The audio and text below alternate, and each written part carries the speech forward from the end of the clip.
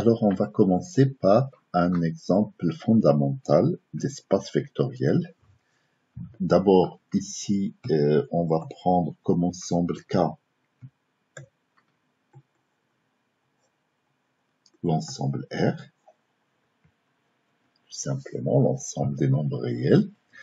Et puis l'ensemble E qu'on va prendre, c'est l'ensemble R2. Alors, c'est quoi l'ensemble R2? C'est l'ensemble des couples de nombres réels qu'on peut former. Alors, mathématiquement, je vais, le R2, c'est R croix R. On dit que c'est R croix R, c'est-à-dire on fait le produit cartésien de l'ensemble R avec lui-même. Et c'est un ensemble qui contient des éléments de cette forme-là. C'est des couples X, X' avec X qui appartiennent à R et X' qui appartiennent à R. Alors, par convention, et pour faciliter la compréhension des choses, tous les éléments de R2, c'est-à-dire tous les vecteurs, on va les noter par des lettres majuscules, grand X, grand Y, grand Z, etc.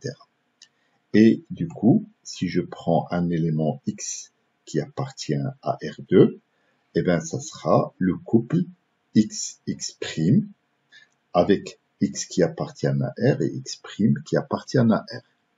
De la même manière, si je note Y, grand Y, ça sera le couple Y, Y' avec Y qui appartient à R et Y' appartient à R. Donc, le X, le X', le Y' sont des éléments de E, ou bien de R2. Alors, je prends des exemples. Là, je donne un exemple. Si le 0,1, le couple 0,1, c'est un élément de R2. Mais c'est pas le seul exemple que je peux donner. Je peux donner d'autres exemples avec des nombres négatifs et des nombres positifs. Par exemple, si je prends moins 3 et 5, c'est un élément de R2. Si je prends racine de 2 et 3, c'est un élément de R2. Si je prends pi et puis 0, c'est un élément de R2. Je peux prendre aussi les mêmes éléments de R, par exemple 0, 0, 0, par exemple 3, 3, et ainsi de suite. Je prends comme ça, j'ai une infinité de possibilités, j'ai une infinité de choix pour former un élément de R2. En tout cas, tout ça montre que l'ensemble R2, c'est pas l'ensemble vide. Et ça, du coup, cet ensemble E vérifie l'une des premières conditions qu'on a dit pour définir un espace vectoriel. Il faut bien sûr travailler sur un ensemble qui n'est pas vide. Et puis bien sûr, là je le rappelle encore ici, l'ensemble K de scalaire qu'on va prendre, ça sera l'ensemble des nombres réels. Alors, une fois cet ensemble posé, on va dire, il va falloir définir sur cet ensemble une addition et une multiplication externe. Alors, on va montrer comment on va définir cette addition d'abord, et puis après, on va faire la même chose pour la multiplication. Alors, pour l'addition, je prends un premier élément de R2 que je vais noter grand X. Et donc, automatiquement, le grand X va être égal à XX' avec X qui appartient à R et X' qui appartient à R. Je prends un deuxième élément quelconque de R2 que je vais appeler Y. Et donc, ce Y va être un élément, enfin un couple de réels qui seront notés Y et Y', avec bien sûr Y qui appartient à R et Y' appartient à R. Alors, comment je fais pour additionner ces deux couples? Donc, tout d'abord, cette addition, je la note plus avec ce symbole en rouge. Vous allez voir pourquoi. Donc, je pose X plus Y. Donc, ça sera le couple XX' plus, toujours la même addition en rouge, de Y, Y'. Et du coup, si je fais ça, je vais former un nouveau couple et les réels qui vont constituer ces deux couples, c'est d'abord ce couple-là, c'est d'abord le réel x plus y, et cette fois-ci, vous remarquez que l'addition, je l'ai noté en vert, et x' plus y', et cette addition, je l'ai noté en vert. Donc, même s'ils sont désignés par le même symbole, cette addition-là et cette addition-là ne sont pas les mêmes. L'addition que vous avez ici, c'est l'addition définie dans R2 que je viens de définir. Alors que l'addition qui est là, c'est l'addition qu'on connaît depuis des années, qui est l'addition tout simplement des nombres réels. Alors, je donne à côté un exemple. Je prends deux couples, le couple 1,5 et le couple 3,2. Et je vais essayer de les additionner avec cette addition que je viens de définir.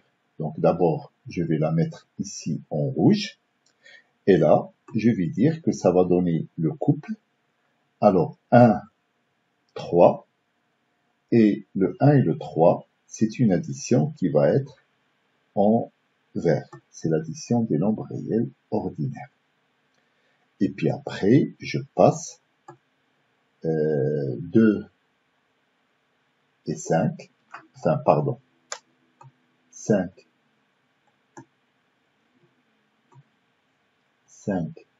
et 2. Et donc, cette fois-ci, c'est l'addition tout simplement des nombres réels. Donc, je la mets en vert. Donc, 1 plus 3 et 5 plus 2. Et ça va donner le résultat que je vais obtenir. Et bien, c'est tout simplement 1 plus 3, ça va faire 4. Et 5 plus 2, ça va faire 7. Donc, voilà comment on définit cette addition sur les éléments de R2.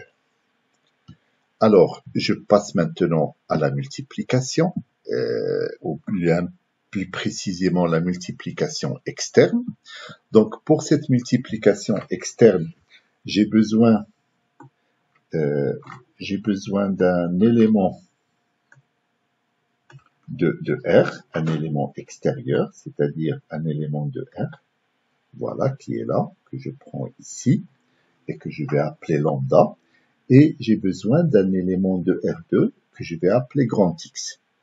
Donc, automatiquement, cet élément va être égal à xx', avec petit x un nombre réel, et petit x' un autre nombre réel. Et donc, je pose la multiplication, lambda multiplié, et donc je vais la désigner aussi en rouge, je vais la noter en rouge, fois x, et donc ça sera toujours lambda fois le couple xx', et dans ce cas, je vais former un couple qui est le couple lambda x x'.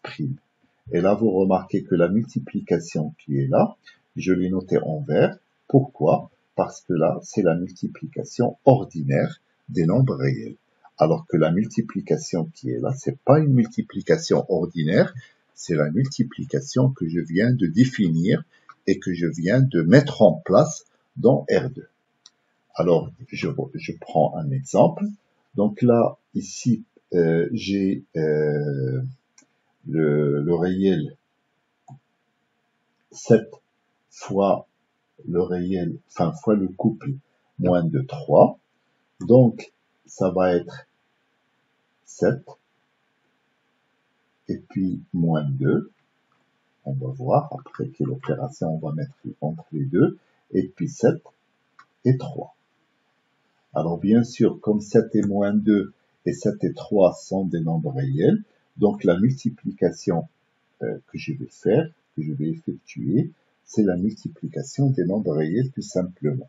Donc c'est comme ce que j'ai fait, Et du coup, voilà, ça va donner le couple 7 fois moins 2, c'est la multiplication ordinaire, c'est moins 14. Et puis 7 fois 3, ça va faire 21. Voilà.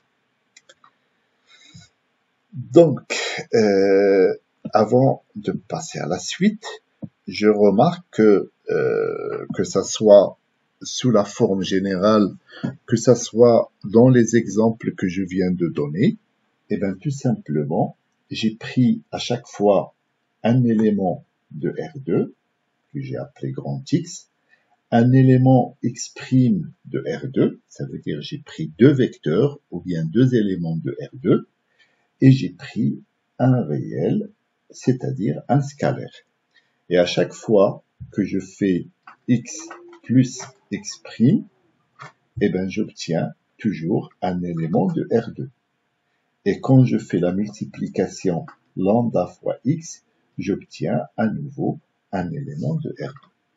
Donc, on a bien mis en place les deux opérations, l'addition et la multiplication externe. Et donc, la grande question qui se pose maintenant, est-ce que ces deux opérations que je viens de mettre en place, est-ce qu'elles vérifient? Donc là, c'est la grande question que je me pose, c'est cette question-là. Est-ce que ces opérations vérifient les propriétés que j'ai évoquées dans la première vidéo? Donc, on va commencer à voir si c'est le cas. Et si c'est le cas, on pourra déclarer que R2 est un espace, enfin, muni de ces deux opérations, est un espace vectoriel sur R. Alors, on va commencer d'abord par les propriétés qui concernent l'addition. Et la première de ces propriétés, c'est l'associativité. Je prends trois éléments quelconques de R2 que je vais noter grand X, comme on avait convenu, grand X, grand Y et grand Z. Donc, j'ai marqué ici élément quelconque de R2. Et donc, je vais automatiquement, ça devient un automatisme. Le grand X, c'est XX', avec petit x et petit x' des nombres réels. Y, c'est YY', avec petit y et petit y' des nombres réels. Et puis, de la même manière, Z égale ZZ'. Alors, je vais faire dans un premier temps cette opération. Grand X plus Y, d'abord, il y a une priorité. Et puis ensuite, au résultat que je vais obtenir, j'ajoute, je fais plus Z. Et donc, le plus que j'ai noté là, c'est un plus en rouge. Donc, c'est l'addition que je viens de définir dans R2. Et mon objectif, enfin, la grande question que je me pose, est-ce que ça va être, ou bien ça va donner le même résultat que l'opération grand X. Je vais pour le moment mettre Z, Y, Z. Donc, la même chose. Si j'additionne d'abord Y plus Z, et puis au résultat que j'obtiens, j'ajoute ensuite X. Donc, vous voyez qu'il y a une certaine priorité des opérations. Ici, on fait d'abord cette opération et puis ensuite celle-là. Donc là, je peux mettre 1 et 2. Alors que là, on fait d'abord cette opération et ensuite on fait cette opération. Et donc la question qui se pose, est-ce que l'ordre dans lequel je fais ces opérations, est-ce qu'il a de l'importance? C'est-à-dire, est-ce que ça va donner des résultats différents? Ou bien, est-ce que cet ordre n'a pas d'importance, c'est-à-dire va donner exactement les mêmes résultats? Alors, je commence.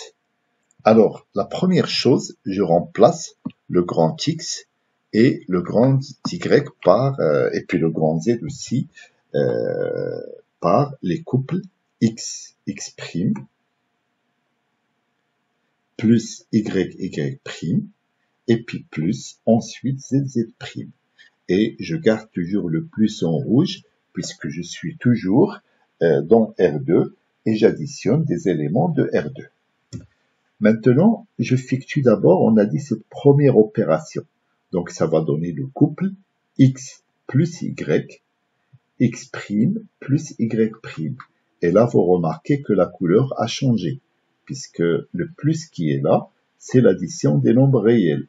Le plus qui est là, c'est l'addition des nombres réels. Par contre, ce plus-là, ça reste toujours l'addition dans R2 qu'on a défini.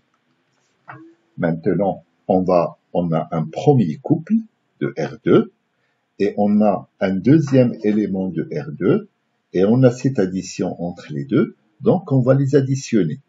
Alors, on va faire d'abord X plus Y, le résultat qu'on a obtenu dans le premier calcul, auquel on va ajouter Z. Et cette fois-ci, c'est le plus vert, c'est l'addition des réels. Même chose, le résultat que j'ai obtenu avant, x' plus y', et puis plus z' avec toujours le plus en vert, c'est-à-dire l'addition des nombres réels. Et là, on applique une propriété qu'on connaît bien pour les nombres réels, c'est que dans R, l'addition est associative. Donc c'est ce que j'ai marqué là, c'est-à-dire le passage qui nous permet, enfin l'argument qui nous permet de passer de cette ligne-là à cette ligne-là, c'est l'associativité de l'addition des nombres réels. Alors cette associativité nous dit que lorsqu'on a trois nombres réels et qu'on veut additionner, eh ben je peux les associer dans n'importe quel ordre, ça n'a pas d'importance, ça donne le même résultat. Ici, vous voyez que j'ai associé d'abord x et y, et puis au résultat j'ai ajouté z. Là, je fais le contraire, je vais associer y plus z, et au résultat j'ajoute x. Même chose ici, le x' plus y' plus z', c'est la même chose que x' plus y' plus z'. Et une fois que j'ai fait ça, eh ben, je fais marche arrière, je reviens à l'addition dans R2, puisque là, c'est-à-dire le calcul que j'ai ici, c'est la même chose que le couple, ou bien l'élément de R2 xx', plus, et cette fois-ci, la couleur a changé. Attention, la couleur a changé, c'est l'addition dans R2. Et puis là, y' plus zz'. Voilà. Et je continue.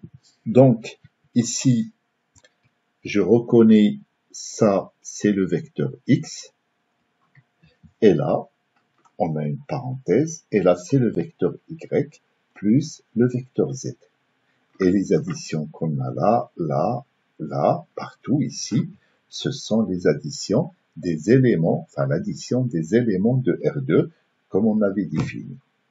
Et bien voilà, on a le résultat cherché, puisque on a grand X plus Y, ensuite plus Z, c'est la même chose que X plus, d'abord, Y plus Z. Donc, on a bien cette addition qui est associative, on a bien cette propriété qui est vérifiée. Alors, je ne vais pas refaire le calcul, je ne vais pas refaire la démonstration, mais vous allez pouvoir, en s'inspirant de cette opération, cette démonstration de l'associativité, montrer aussi la commutativité de cette addition. Qu'est-ce que ça veut dire, la commutativité de cette addition? Ça veut dire que si vous prenez deux vecteurs ou bien deux éléments de R2, x et y, et ben x plus y, ben c'est la même chose, c'est égal à y plus x. Et là, bien sûr, pour démontrer ça, on fait exactement la même démarche, mais à un moment donné, on va avoir x plus petit x prime, et de l'autre côté y plus y prime, et on va dire que ça, c'est la même chose que x prime plus petit x et y prime plus petit y. Ça peut être un bon exercice, et si vous n'arrivez pas, vous pouvez mettre ça en question dans les commentaires, et je pourrai vous l'expliquer. Alors, on passe maintenant à l'existence de l'élément neutre ou du vecteur nul de cette addition. Alors, je prends un élément quelconque de R2 que je vais appeler grand X comme d'habitude, et donc automatiquement je vais dire que grand X est égal petit x x', avec x appartient à R et x' appartient à R. Et tout à l'heure, j'avais dit que le 0, 0, pourquoi pas, 0 c'est un élément de R, et 0 c'est un élément de R, donc c'est un élément, alors, c'est un élément, donc là, il appartient bien à R2. Donc là, il n'y a aucun problème, c'est un élément de R2. Alors, ce qu'on va essayer de faire, c'est de faire grand X plus 0, 0. Alors, le plus, bien sûr, c'est l'addition en rouge, c'est l'addition dans R2. Donc, ça va donner x plus 0, 0. Alors, j'applique la définition. Ça va donner x plus 0. Et cette fois-ci, c'est le plus vert. C'est l'addition ordinaire dans R. Et puis x' plus 0. Et là, ça va donner, bien sûr, x'. Et du coup,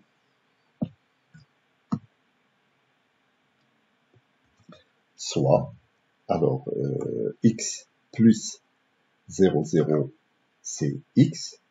Et de la même manière, on a 0 plus x, alors x, et on a de la même manière, donc je vais le noter ici, 0, 0, si je fais 0, 0, et là je note en rouge plus x, et donc j'obtiens à nouveau x. Voilà.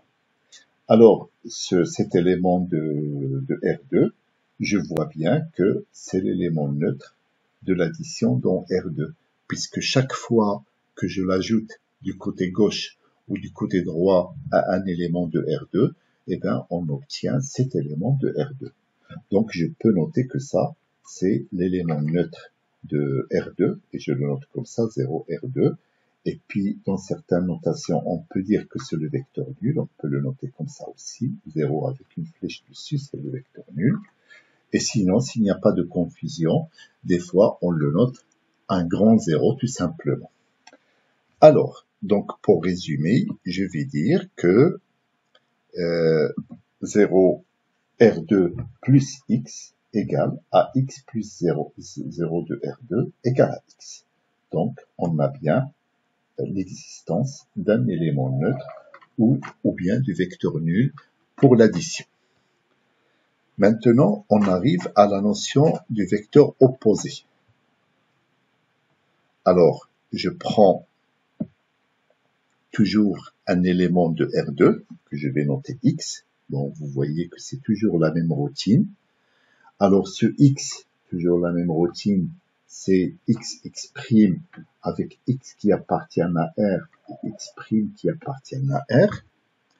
Et là, je vais additionner ce x avec l'élément, c'est un élément aussi de R2, puisque si x appartient à R, moins x appartient à R, et même chose, x' appartient à R, donc moins x appartient à R, donc ça, c'est bien un élément de R2, donc appartient à R2. Là, hop. Et donc, si je fais grand X plus, le plus en rouge, qui veut dire addition dans R2, plus cet élément-là, ça va donner x' plus, toujours en rouge, moins x' Je fais l'addition, donc là, attention, la couleur devient verte pour le plus, puisque cette fois-ci, c'est l'addition de deux nombres réels. Et tout le monde sait que si on additionne x à moins x, ça va donner 0. Et puis x' à moins x', ça va donner 0 ou bien 0 R2. Et on montre de la même manière, c'est-à-dire on fait exactement la même chose. Si on fait moins x' plus grand X, eh ben c'est 0, 0, c'est-à-dire l'élément neutre ou bien le vecteur nul de R2. Donc, tout simplement, ce vecteur-là, ou bien cet élément-là de R2, qui est moins x', on va le noter moins grand X. Alors là aussi, j'ai varié de couleur. Le moins qui est là, ça veut dire que c'est l'opposé du vecteur X, alors que le moins qui est envers ici et là envers ici, ça veut dire c'est l'opposé du nombre réel X et de l'opposé du nombre réel x'. Et donc, on a vérifié comme ça les 4 propriétés qui concernent l'addition, enfin l'addition qu'on a définie vérifie les 4 propriétés qu'on a évoquées dessus, et là, on va passer à la multiplication.